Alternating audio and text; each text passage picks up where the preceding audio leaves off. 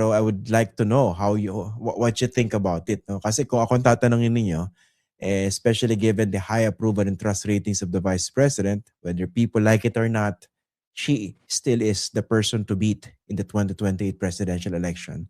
I wonder whether you agree with that assessment at this point. Well, kung ang election nga bukas, Christian, meron namang binabatayan yung iyong pagtingin na sa ngayon talagang siya yung nangunguna sa mga sa mga survey. Pero gaya ng sinabi mo kanina, meron pang mahigit na 2 taon bago mag-eleksyon.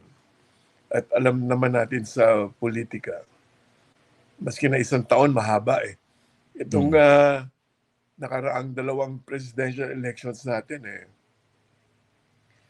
mayroong mga nanguna sa umpisa as much as 65%, no? Pero pagdating sa dulo, medyo kinapos. No? So, may malaking bagay yung nangunguna pero marami pang oras para yung mga nagnanasang tumakbo, yung may mga partidong merong gustong tulungan na kandidato, may oras pa na magtrabaho upang sa ganon, ang kanilang gustong ilaban na kandidato ay competitive, may laban.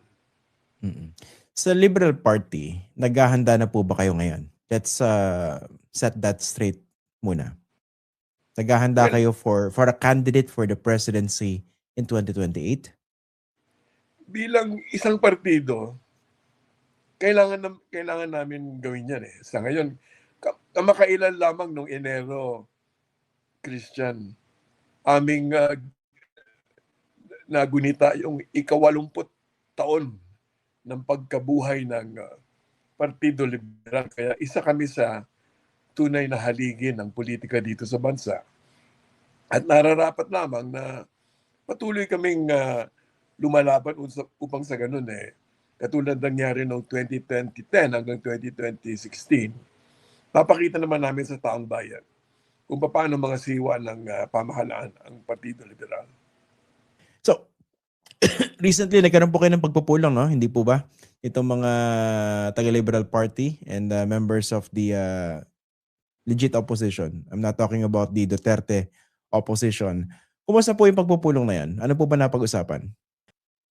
Well, sa palagay ko, mahalaga at napapanahon ng hakbang yung pagkikita namin Kasi sabi nga ni Vice President Lenny, yung karamihan doon sa aming mga kasama, noong 2022 pa lang niya huling nakita at natutuwa siya at nagkaroon ng pagkakataon na magsama-sama yung mga kinikilalang namumuno at tunay naman na iginagalang na pamunuan ng Liberal Party. Tsaka yung may mga kaibigan kami dyan. Halimbawa si Shell Jokno tsaka si Risa Ontiveros.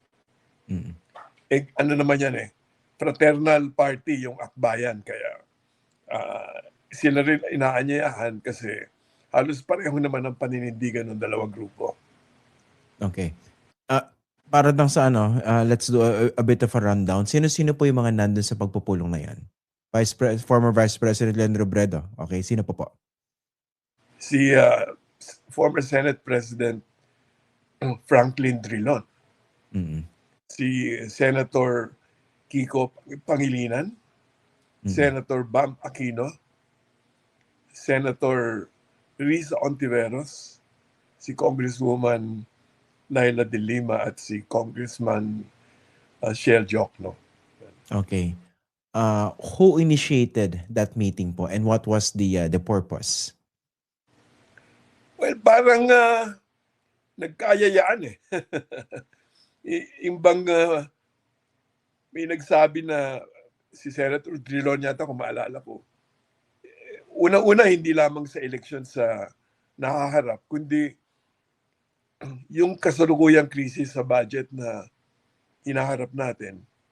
Sabi ni Senate President Drilon, baka napapanahon na magkita-kita tayo kasi hindi natin alam kung saan patutungo itong problemang ito at nalalapit na rin yung 2028.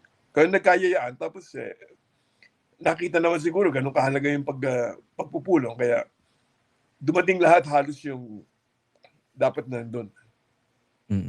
Okay, ito nga. Ang isang nakikita po kasing problema ng iba rito, walang pangtapat na malakas dito kay Vice President Sara Duterte. Do you share that opinion? Or as far as you're concerned, as far as the Liberal Party and friends are concerned, you can come up with a really strong candidate against her in 2028? Well, para konkreto, Christian, noong 2022, nung lumaban si VP Lenny kay Bongbong Marcos, nakakuha siya ng 28% noon. Si President si President Bongbong Marcos ngayon nakakuha ng 61%. Si Sara mga 65%. Yung panahong yon, magkasama yung dalawa. Ngayon parang yung tindi ng polarization, parang mukhang hindi na magkakabalikan. Malabo na po yun. So mahahati yung boto na nakuha nila kung pagbabatayan natin yung nakaraang halalan. So yung 28%, pwede mo nang pag-uumpisahan yun at alam natin na itong dalawang political dynasties na sa ngayon, na lumalabas na halos sila yung naglalaban, marami na rin hinarap na mga issue Si President Bongbong, itong budget plunder controversy. Tapos si Vice President Sara, itong, of course, maliban pa dun sa nangyari nung panahon ng kanyang ama, itong mga kaso tungkol sa confidential funds, ganyan. So, meron din mga bagay-bagay na kung malakas man sila nung 2022, na maaaring makapagbawas din dun sa kanilang suporta sa mga tao. Pangatlo, Christian, kung titingnan mo yung nakaraang halalan, midterms 2025, nakakagulat yung resulta. At palagi ko, yung Partido Liberal at yung Akbayan, nagka-momentum dyan na siguro kailangan pag-aralan ano nangyari doon at bakit ganun ang resulta. Para sa ganun, magabayan tayo dito sa hinaharap natin pakikipaglaban sa 2028. Okay. So I think at least 2 points yung pinag-uusapan natin dito, no? The momentum from the 2025 midterm elections, which saw the rise of Bam Aquino at second place, no? And then number 5, if I'm not mistaken, Kiko Pangilinan. That's at correct. Karamihan sa mga surveys failed to predict to forecast or to anticipate or to indicate that they would enter the Magic 12 so close to the elections. Tapos isasama yun sa 28% ni Len Robredo. Pero so you're seeing an opening dito because of this deep polarization that we're seeing now. There's an opening for a third force, so to speak. Tama po ba?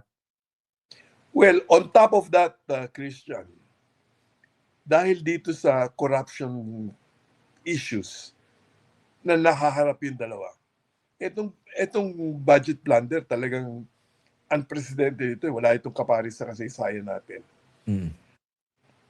Posible na magiging malaking issue rin kasama ng siyempre yung the usual, yung pitik, presyo, trabaho, kita. Etong corruption at accountability. At siyempre, kasama dyan yung issue ng good governance. Sino ang pwede natin maasahan na hindi lang mananalo, kasi kung panalo lang, hindi naman yun ang tanging sukatan ng ihahalal natin sa 2028. Kasi dalawang administrasyon na tayo na parang ang ating pangangasiwa ng pamahalaan talagang hindi maayos Kaya kumaharap tayo sa maraming problema. Nagkaroon sila ng pagkakataon no 2010 to 2016 na matikman ang uri ng pangangasiwa sa pamahalaan ng Partido Liberal. At maraming nangyaring magandang pagbabago, lalong-lalo na sa punto ng paglago ng ekonomiya. Kaya kung idadagdag mo, kung yan ang magiging issue, at talaga namang itutulak naming issue yun sa 2028, yung mga tao, kasama din yun sa kanilang pag-iisip. Sana.